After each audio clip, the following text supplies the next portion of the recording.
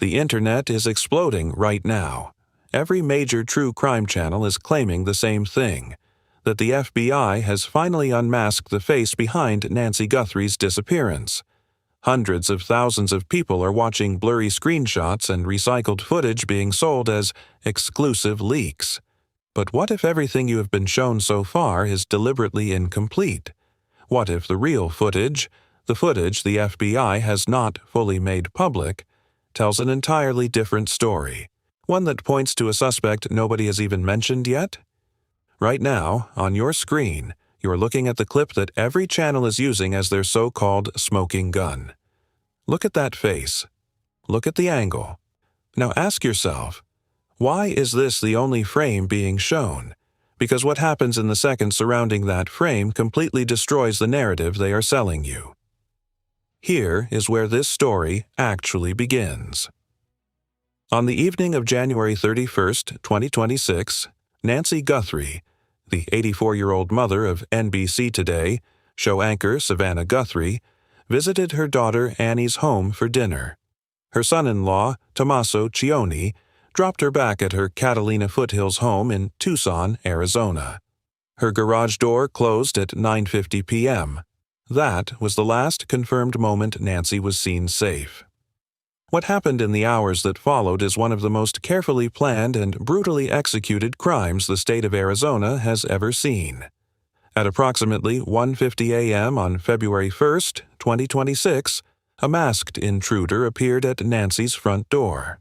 He was wearing gloves, a ski mask, and a 25-liter black Ozark Trail hiker backpack. Surveillance footage later confirmed this man was armed, carrying a holstered pistol. His very first move was to tamper with and disconnect the Google Nest doorbell camera, because he knew exactly where it was, and he knew exactly what it would record. That single detail tells you everything about the level of preparation behind this abduction.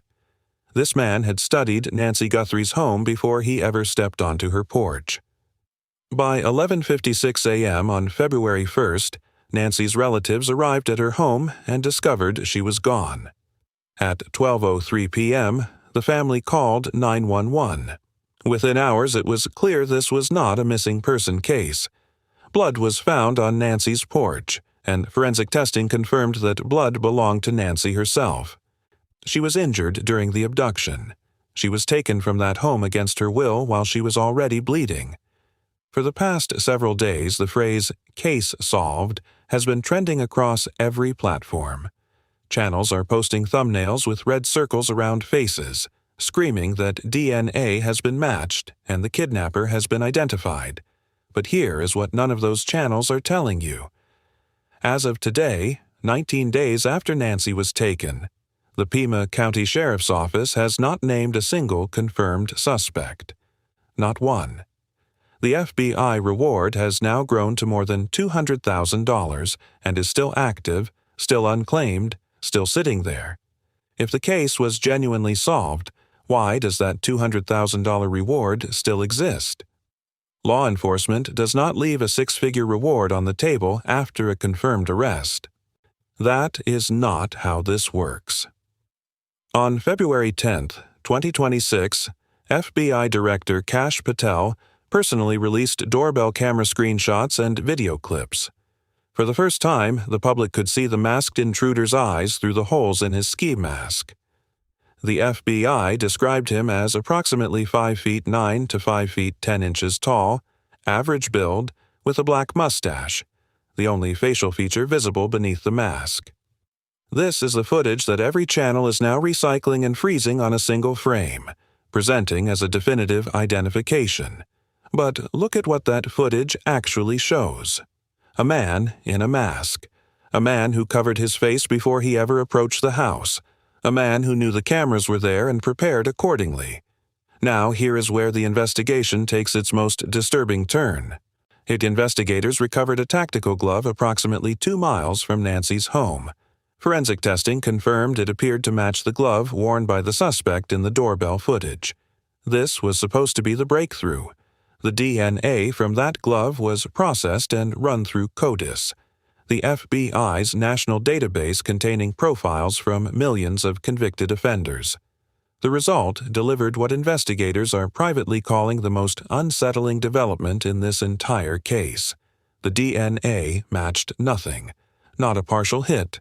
Not a near match. Complete silence. No prior arrests. No criminal record. No military file. The person who wore that glove, who walked up to Nancy's door fully armed and fully prepared, has never been in the system. Not once. In their entire life. This means the suspect in this case is not a known criminal. They are not someone with a prior record or conviction. They are someone who has moved through life completely under the radar of law enforcement. And that is precisely what makes them so extraordinarily dangerous. Ghost suspects do not get caught because someone spots their face in a blurry thumbnail. They get caught because someone who knows them recognizes a pattern of behavior they always dismissed before, but that suddenly, in the context of this case, makes a horrible kind of sense. On February 16, 2026, Sheriff Chris Nanos made it official. Every member of the Guthrie family, including all siblings and their spouses, has been cleared as suspects. The family are victims, plain and simple. But think carefully about what that clearance actually means. It means the person who took Nancy was not someone from her inner circle. It was someone who knew her routine from the outside. Someone who had been watching her from a distance long enough to know exactly when she would be most vulnerable. The Google Trends data that has now surfaced makes this even more chilling. An internet user may have searched for Nancy Guthrie's home address as far back as June 2025, more than 7 months before the abduction.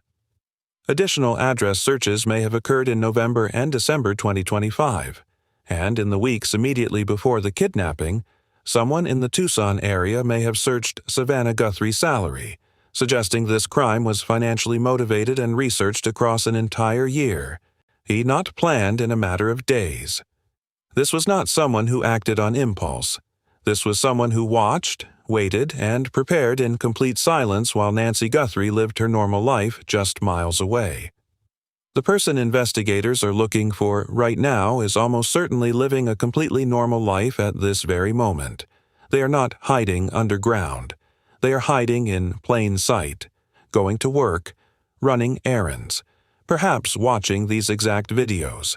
And the only reason they have not been found yet is because the people around them have not yet looked back at the past year and asked themselves why this person was behaving strangely, why they were asking unusual questions, why they seemed interested in a wealthy family's private life, and why something about them never quite added up. The FBI has now reached out to Mexican authorities given Tucson's proximity to the border, though no confirmed evidence exists that Nancy was taken across it. Investigators are also now pursuing investigative genetic genealogy, the same advanced DNA technique that cracked the Golden State Killer case after decades of dead ends. It works by identifying suspects through the DNA of their family relatives already present in genealogy databases. The fact that the FBI is now turning to this technology tells you everything about how cold this trail has become, and how desperately they need a breakthrough before more time runs out. The 3 clips being passed around right now are not the evidence that solves this case, and they are the distraction from it. The real forensic trail, the blood on the porch confirmed as Nancy's, the glove found 2 miles away, the DNA result that returned absolutely nothing. That is the story, and that story does not point to a conveniently unmasked face in a viral thumbnail. It points to someone whose identity the FBI has not yet been able to confirm, someone who spent months studying Nancy Guthrie's life, someone armed, prepared, and disciplined enough to cover their face, disable her camera, and vanish into the night without leaving a single traceable record in any law enforcement database in the United States. Nancy Guthrie has not come home. She is 84 years old. She relies on daily heart medication, and she has now been missing for 19 days. Every channel posting "case solved" thumbnails, none of that has brought her one step closer to her family. The $200,000 reward is still posted. The search is still active. And somewhere out there, a suspect with no criminal record, no database entry, and an extraordinarily precise understanding of Nancy's life is still moving freely. The question is not whether the FBI will find them. The question is whether someone watching this right now, someone who knows this person, who has seen something they cannot explain, will finally make the call that changes everything.